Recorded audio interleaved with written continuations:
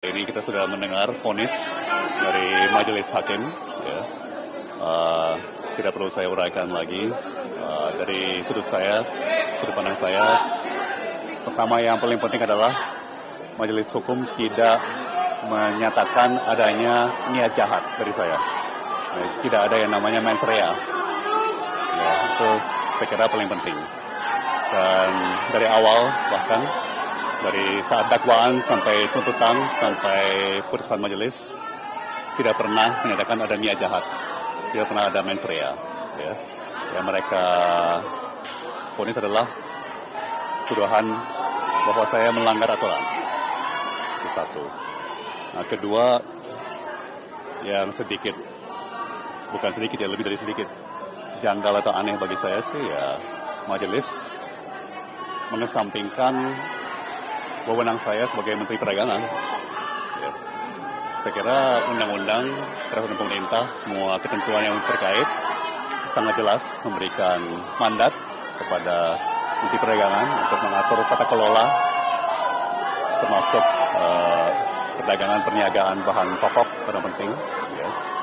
Dan tadi saya lihat, saya catat secara teliti, cermat, kiranya majelis mengabaikan bahwa saya sebenarnya punya wewenang tersebut. Dan juga dengan demikian, majelis mengabaikan hampir semua fakta persidangan, terutama keterangan saksi dan ahli, bahwa memang yang berwenang adalah Menteri Teknis, bukan Menko, ya, bukan juga rakor para menteri sebagai sebuah forum koordinasi, ya, tapi tanggung jawab, wewenang untuk mengatur sektor teknis tetap melekat kepada Menteri Teknis. Ya, jadi tidak ada undang-undang yang mengatakan, selebihnya soal pertanian diatur lebih lanjut melalui peraturan Menko. Ya, selalu akan bilang akan diatur lebih lanjut oleh Menteri Pertanian dan peraturan Menteri Pertanian. Tidak ada yang undang-undang yang mengatakan akan diatur lebih lanjut oleh peraturan Menko. Ya. Selalu akan bilang akan diatur lebih lanjut oleh peraturan Menteri Perindustrian misalnya. Ya, jadi itu kejanggalan yang cukup besar bagi saya ya. Majelis mengabaikan mandat undang-undang wewenang yang melekat kepada Menteri Teknis, bukan kepada forum rakor, apalagi kepada Menko, Menteri Koordinator ya. Namanya aja Menteri Koordinator, ya, bukan Menteri Perindustrian, Menteri Pertanian, Menteri Perdagangan dan lain-lain ya. Ya, mungkin ketiga, saya menyesalkan bahwa kalau saya lihat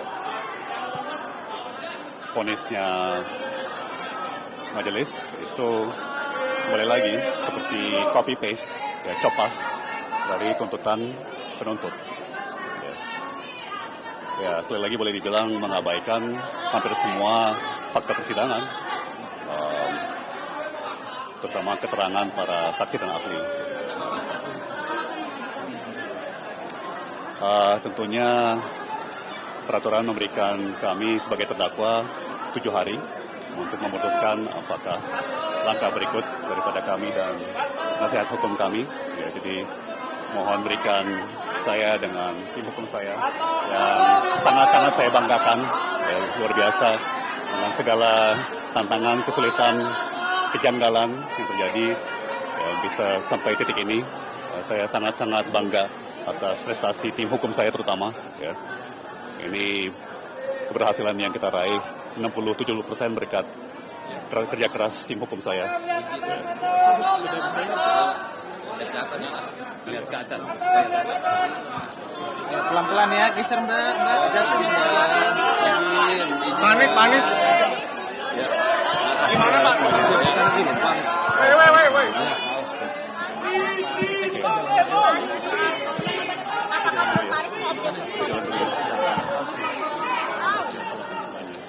Great and support. Yeah, thank you. Really appreciate it. Mengatakan dua.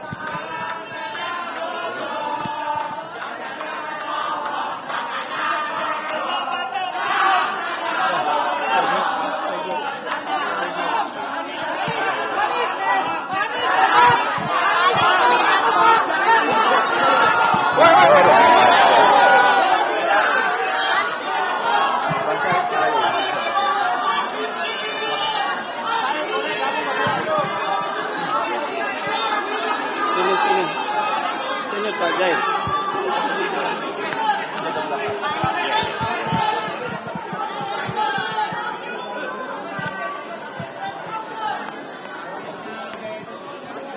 Saya hanya akan menyampaikan 4 hal. 1, kita semua mengikuti proses persidangan ini dengan akal sehat. Dan yang mengikuti dengan akal sehat pasti akan kecewa. Sama dengan saya. Saya pun sangat kecewa dengan keputusan ini. Yang kedua,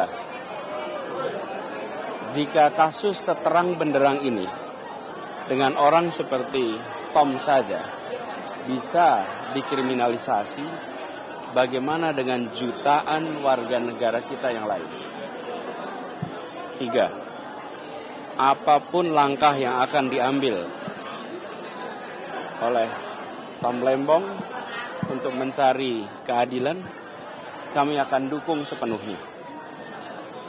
Yang keempat, kami meminta kepada para pemegang kekuasaan untuk serius memperhatikan dan membenahi hukum kita. Kalau kepercayaan pada sistem hukum dan peradilan kita runtuh, maka sesungguhnya negeri ini yang runtuh. 4 itu saja. Terima kasih. Ya, baik, terima kasih kawan-kawan sekalian. Jadi tadi sudah disampaikan oleh Pak Tom, ya, nanti disambung oleh Pak Dodi, bahwa yang pertama kali adalah yang mau kami sampaikan, dari tuntutan dan juga dari putusan, tidak ada menyebutkan tentang mens rea, niat jahat. Jadi terbuktilah dalam persidangan ini, Pak Thomas Trikasih Lembong tidak memiliki niat jahat dalam tindakan ini. Ya, itu satu poin. Lalu yang kedua, kaitan dengan uraian perbuatan melawan hukum yang disampaikan oleh hakim tadi, itu hanya mengcopy paste persis dengan tuntutan. Jadi apa yang disampaikan hakim dalam perbuatan melawan hukum tadi tidak sama sekali memperhatikan fakta-fakta dalam persidangan. Karena dalam fakta-fakta persidangan, ahli-ahli yang menjelaskan apa yang dimaksud tentang surplus gula, tentang yang dimaksud dengan tentang kebijakan-kebijakan itu melanggar atau tidak pernah diperhatikan oleh hakim. Dan yang paling penting, banyak sekali saksi-saksi fakta yang perkataan yang berbeda dengan BAP itu pun tidak dipertimbangkan oleh hakim. Hakim hanya mengacu kepada BAP dan apa yang sesuai dengan tuntutan jaksa. Nah, misalnya kami ambil contoh tentang adanya pertemuan Pak Tom Lembong dengan para pengusaha swasta. Dalam persidangan tidak diketemukan fakta itu. Bahkan staf khusus tadi yang disebut namanya tadi, ternyata dalam persidangan mengatakan dia tidak pernah membawa nama Pak Tom Lembong sebagai yang tanda kutip tadi pimpinan. Inilah yang kita kecewa atas putusan tersebut. Betul-betul hakim tidak melihat fakta-fakta persidangan. Jadi semuanya asumsi-asumsi. Lalu bagaimana hakim bisa menyimpulkan bahwa perbuatan-perbuatan Pak Tom Lembong itu melanggar aturan-aturan tersebut? Karena tadi disebutkan tentang Perpres. Misalnya tentang Perpres katanya tentang Rakotas. Dia tidak menyebutkan pasalnya. Karena Perpres tidak bicara soal Rakotas. Jadi ini memanipulasi betul fakta-fakta yang seharusnya diungkapkan oleh hakim dalam persidangan. Nah, jadi tadi Pak Tom Lembong hanya dianggap melanggar beberapa peraturan-peraturan sehingga dianggap tidak sebagai menteri tidak cakap ya, tidak baik gitu. Itu yang dianggap oleh hakim tadi. Nah, kaitan dengan keuangan udah clear bahwa Pak Lembong tidak menerima apapun dan mens rea tidak ada satupun mens rea. Silakan Pak Dodi. Ya. Ya, terima kasih. Jadi apa yang dipertimbangkan di dalam putusan hakim jelas adalah berkaitan dengan proses pengambilan kebijakan dari seorang menteri perdagangan. Jadi proses daripada pengambilan kebijakan itulah yang dinilai oleh majelis hakim, yang mana di dalam penilaian tersebut juga mengabaikan keterangan-keterangan saksi yang sudah secara jelas menjelaskan bagaimana proses pengambilan suatu kebijakan khususnya berkaitan dengan masalah penyediaan gula. Nah, dengan adanya pengabaian daripada fakta-fakta persidangan, maka telah memberikan suatu kesempatan bagi pengadilan berikutnya untuk meninjau dan memperbaiki keputusan ini agar keputusan ini memberikan kepastian hukum. Karena baru pertama kali di dalam persoalan pidana ya, yang dipermasalahkan ya, yang dibuktikan tidak mencakup adanya suatu perbuatan-perbuatan tercela, perbuatan menguntungkan diri sendiri, termasuk juga adanya kerugian negara yang digembar-gemborkan dari awal, ternyata kerugian tersebut tidak terbukti. Ya, oleh karena itu kami akan pikir-pikir untuk mengajukan tindakan hukum selanjutnya. Terima kasih. Sekali. Jadi keputusan ini kalau tidak ditinjau ulang bahaya sekali bagi semua pejabat-pejabat negara, bagi semua menteri-menteri. Ketika 5-10 tahun mendatang mereka mengambil kebijakan-kebijakan saat ini, maka mereka siap-siap akan terkena perkara korupsi. Itu bahaya sekali. Akibatnya apa? Para pejabat, para menteri tidak akan berani mengambil kebijakan, tidak akan berani mengambil keputusan, lalu negara tidak bisa berjalan. Jadi keputusan ini punya dampak yang luar biasa. Dampak yang luar biasa baik bagi pejabat maupun bagi pihak swasta, pihak pengusaha. Karena tidak ada kepastian hukum. Sekarang persoalannya, kalau seorang swasta mendapatkan keuntungan, apakah itu yang menyebabkan kerugian negara? Itu sah-sah saja, mana ada swasta berusaha untuk tidak mendapatkan keuntungan tentunya. Inilah yang betul-betul menjadi putusan yang berbahaya.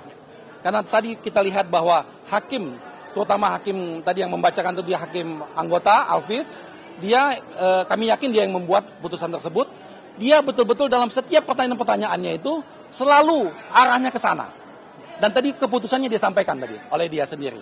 Kita melihat cara berpikir ini yang membahayakan buat bangsa ini. Ya, kami pikir itu. Untuk sikap kami yang selanjutnya kami masih pikir-pikir. Tapi tentunya dalam kondisi ini peluang besar kami akan melakukan banding. Ya. Terima kasih. Ada 3 hal yang menarik saya tadi. Yang dianggap kerugian negara adalah kerugian pihak swasta karena bekerja sama dengan BUMN. Coba bayangkan kereta api cepat, apakah Jokowi akan masuk? Karena kerugian negara juga bekerja sama dengan swasta. Tol, bandara, yang lain-lain karena kerugian negara. Goto yang kerjasama dengan Telkom. Karena dia juga mengambil keuntungan Telkom, berarti dianggap kerugian negara. Jadi siap-siaplah menteri-menteri akan nasibnya kalau ini tidak diperbaiki seperti Tom Lembong yang lebih parah. Kebayang nggak Pak Erick Thohir Menteri BUMN? Berapa ribu tahun akan dihukum karena kerjasama kerugian itu. Yang kedua, tadi bukan kewenangan Tom Lembong, tapi ditimpakan ke dia. Contoh, kerjasama BUMN dan swasta itu bukan kewenangan Tom Lembong. Tidak ada kewenangan Menteri Perdagangan mengatur itu. Itu adalah korporasi. Kenapa disalahkan ke dia? Nah, yang ketiga, yang paling banyak, ada agenda sidang, ada agenda rapat yang menugaskan Menteri Perdagangan melakukan sesuatu dan tidak melakukan, tidak ada kaitannya perkara ini, tapi disalahkan. Jadi betapa saya benar-benar hampir bingung melihat hukum karena saya bukan ahli hukum, saya insinyur murni. Kok hukum bisa seperti ini? Saya ulangi, 3 hal yang aneh. Kerugian swasta dianggap kerugian negara yang bekerja sama dengan BUMN. Artinya seluruh swasta bekerja sama BUMN dan untung itu dianggap kerugian negara. Yang kedua, adalah bukan kewenangannya Tom Lembong yang mengatur kerjasama dengan swasta. Kenapa Tom Lembong yang disalahkan? Itu kewenangan Menteri Dirut BUMN mana lah, bukan lagi Menteri BUMN. Itu aksi korporasi. Dan yang ketiga tadi, ada penugas keputusan lain yang tidak akan dengan perkara tapi disalahkan bahwa Anda tidak melaksanakan. Yes. Oke. Udah bang. Satu yang pasti bahwa kickbacknya nggak ada, ya kan? Ada nggak kamu lihat kata kickback atau nerima kemudian ada nggak tadi? Kamu nggak dengar kan? Itu yang saya paling takutkan selama saya 4 tahun di KPK, ketika ada kerugian negara tapi kickbacknya nggak ada. Kickback kepada orang gitu. Tembong nggak menerima apapun. Silakan nanti apa yang mereka lakukan akan dipertanggungjawabkan oleh mereka. Saya nggak usah berdefinisi lagi. Tetapi ketika Anda tidak ada kickback, pasal 2, pasal 3 akan bisa berdebat 3 tahun Anda di situ. Ya kan? Makanya dia tadi bingung tuh hakimnya. Muter sana, muter sini, muter sana, muter sini. Menstreanya nggak ketemu. Pusing dia. Udah mau harusnya pun bacakan sekian tahun, dia masih lagi ngejawab. Apa tuh? Auditnya BPK. Dia bandingin audit BPK dengan audit BPKP. Ah, come on man. Forget it. Oke.